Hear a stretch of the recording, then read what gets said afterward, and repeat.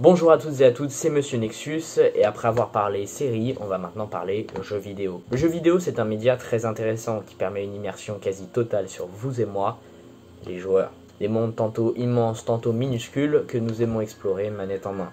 Maintenant, si je vous disais que certains jeux cachent des mystères intrigants, voire terrifiants, est-ce que vous me croirez? Eh bien, on a plusieurs exemples allant de sectes recrutant de futurs membres à travers ce média, à des jeux complètement malsains et parfois illégaux. En tout cas, laissez-moi vous présenter 3 exemples de jeux vidéo qui cachent des mystères terrifiants.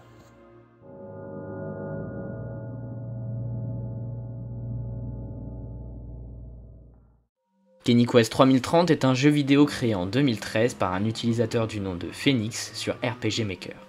Le titre met en scène le rappeur américain Kanye West qui, alors qu'il sort les poubelles, tombe dans un portail spatio-temporel. Il se retrouve alors aux États-Unis en l'an 3030 où le rappeur Lil B a établi une société dystopique. Kanye West doit alors sauver le monde et sera aidé en cours de route par des figures connues du rap US. Alors, c'est pas une blague, ce jeu existe réellement, mais on pourrait se dire qu'à part son scénario étrange, il n'y a rien d'intéressant à propos de Kenny Quest 3030. Pourtant, 2 ans après la sortie du titre, un article en ligne va mettre en lumière une partie complètement secrète du jeu. En effet, à un moment du jeu, il est possible de parler avec un PNJ qui vous demandera un mystérieux code. Et si vous tapez le mot Ascend, littéralement s'élever en anglais, vous serez téléporté vers une nouvelle zone dont l'ambiance dénote complètement du jeu de base. Un message apparaît alors. Toutes nos félicitations, vous êtes parvenus à découvrir le véritable contenu de ce jeu. Nous nous excusons de vous avoir caché cela, mais nous ne souhaitons pas révéler les informations qui vont suivre au grand public. Êtes-vous prêt à apprendre quelque chose de bénéfique ? Si vous tapez oui, vous êtes à présent lâché dans une succession de couloirs et de bornes sur lesquels il est possible de rentrer des codes. Certains utilisateurs se sont donc mis à fouiller les fichiers du jeu pour mettre à jour les différents codes secrets et ils y sont parvenus. Le jeu vous amène alors à remplir un dernier code et une fois celui-ci débloqué, un message troublant apparaît.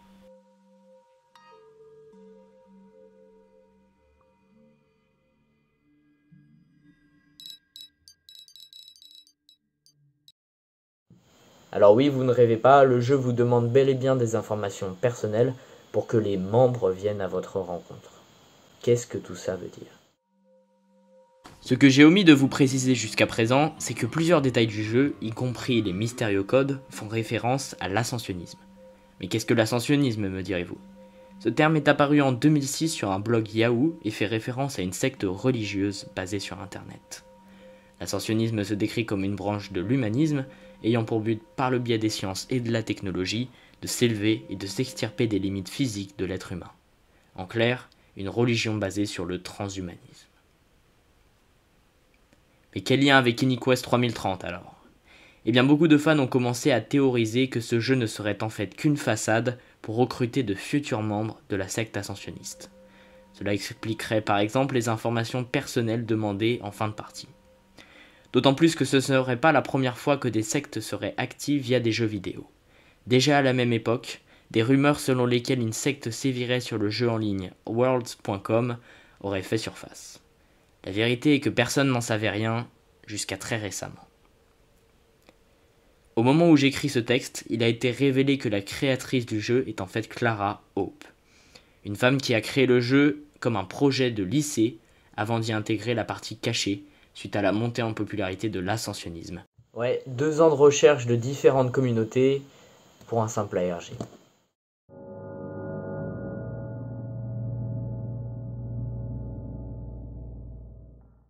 Alors cette fois on va parler d'un cas plutôt intéressant puisque c'est un jeu dont on ne sait même pas s'il existe réellement. Et encore plus intriguant, il vient des années 80. Remise en contexte. Il y a 40 ans, l'industrie du jeu vidéo n'était évidemment pas aussi développée qu'aujourd'hui. Avant l'hégémonie des consoles de salon et des ordinateurs, c'était l'âge d'or des salles d'arcade. Pac-Man, Space Invaders, Donkey Kong, vous connaissez sûrement ces titres cultes. Mais c'est à l'année 1981 que nous allons dès à présent nous intéresser. À l'époque, dans la ville de Portland aux États-Unis, le jeu Polybius fait son apparition. C'était un space shooter décrit comme épileptique, à la manière d'un Tempest et très addictif. Polybius devient très vite un petit succès sans prétention, mais là n'est pas le problème. Terreur nocturne, hallucinations et même amnésie, tels étaient les effets secondaires d'une partie de Polybius. En effet, le jeu semblait causer un profond mal-être chez les joueurs qui osaient s'y essayer.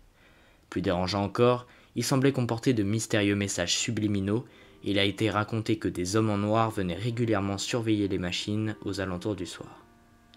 Certains affirmeraient donc que Polybius serait en fait une expérience gouvernementale, visant à recruter de futurs membres du FBI ou de la CIA. D'autres racontent encore que ce jeu aurait pour but de contrôler mentalement la population. Après tout, des expériences gouvernementales similaires avaient déjà été réalisées par le passé. On peut prendre comme exemple le fameux projet MKUltra. Pour finir, le jeu aurait été retiré des salles d'arcade seulement un mois après sa mise en service. Quoi qu'il en soit, quelle est la vérité derrière Polybius ? Eh bien, tout d'abord, les rumeurs concernant Polybius remontent en fait à 1998. En effet, c'est le site CoinOp qui fait pour la première fois mention du mystérieux titre en ajoutant une soi-disant photo de l'écran du jeu. Dès lors, la rumeur se propagea sur internet, dans les magazines de jeux vidéo et même dans la pop culture. Pour beaucoup, il s'agissait d'une simple creepypasta, une histoire horrifique fictive inventée par Kurt Kohler, le créateur de CoinOp. Pourtant, des centaines de témoignages affirmant se souvenir de Polybius n'allaient pas dans ce sens, principalement celui de Stephen Roach. Je suis le créateur de Polybius. J'ai été approché en 1981 par une compagnie sud-américaine pour créer un space shooter avant-gardiste. Malheureusement, quelques jours après le lancement des bornes, un garçon de 14 ans a été victime d'une grave crise d'épilepsie et cela a entraîné la destruction de 7 bornes Polybius de Portland. À ce jour, on ne sait toujours pas si ce témoignage est un faux. Pour la journaliste Kate Spira, cependant, Polybius serait en fait le fruit de plusieurs événements regrettables des années 80. À commencer par l'histoire du jeune Brian Morrow, qui a tenté à Portland en 1981 de battre le record du monde sur astéroïde et qui se serait évanoui d'épuisement.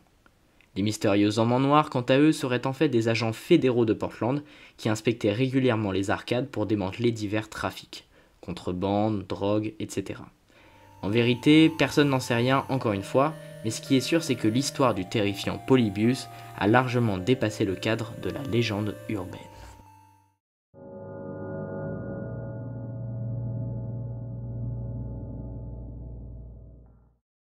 Le 25 juin 2015, une chaîne YouTube du nom de Obscure Horror Corner publie une vidéo let's play pour le moins étrange. Le propriétaire de la chaîne, un certain Jamie, explique qu'un abonné lui aurait envoyé le lien d'un jeu illégal provenant du dark web. Cette chose, créée par un certain ZK, aurait pour nom Sad Satan. Dans les vidéos que Jamie a réalisées sur le jeu, on peut voir le youtubeur évoluer dans un couloir sombre, de textures étranges et qui ne semble pas faire sens.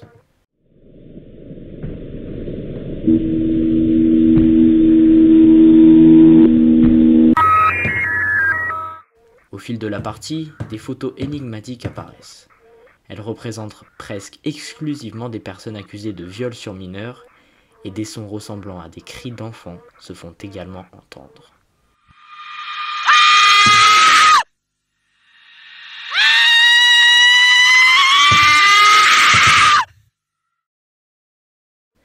Tout cela fait froid dans le dos, d'autant plus quand on sait que, selon les dires de Jamie, le jeu aurait eu pour but d'héberger du contenu pédopornographique.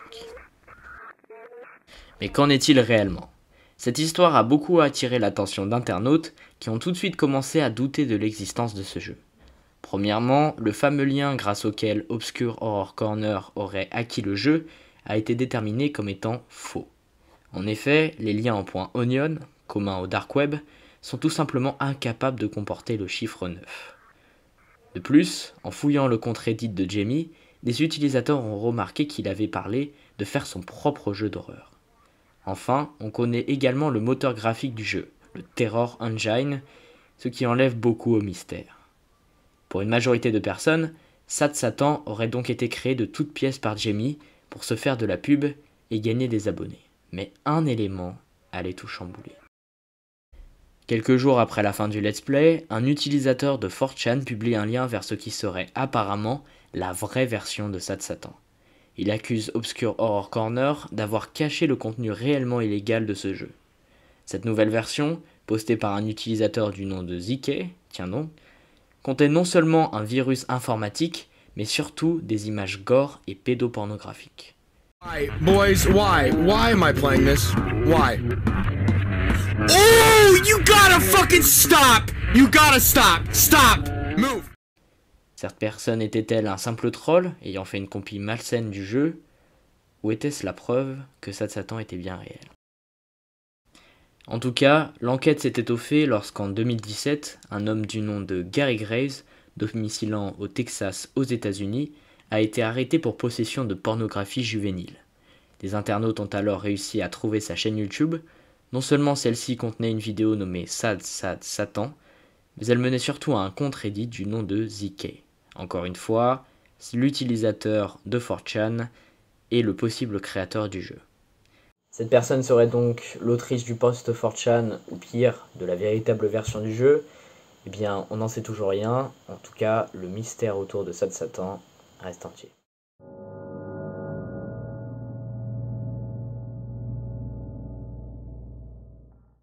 Pour conclure, et comme je l'ai dit précédemment, le jeu vidéo est un média très prolifique concernant les mystères terrifiants. Les jeux vidéo que nous avons abordés jusqu'à présent présentent des mystères très variés, viennent d'époques différentes et sont de nature différente. C'est donc intéressant de voir qu'un média qui se présente comme assez enfantin peut être en fait très prolifique pour des jeux de pistes horrifiques. Pour le meilleur et bien sûr pour le pire. En tout cas, je n'ai fait qu'explorer la surface de l'iceberg. Et il est sans aucun doute, il existe de nombreux autres jeux qui présentent des mystères intrigants, terrifiants. Donc faites-le moi savoir si vous voulez une partie 2. Et moi, je vous dis à la prochaine.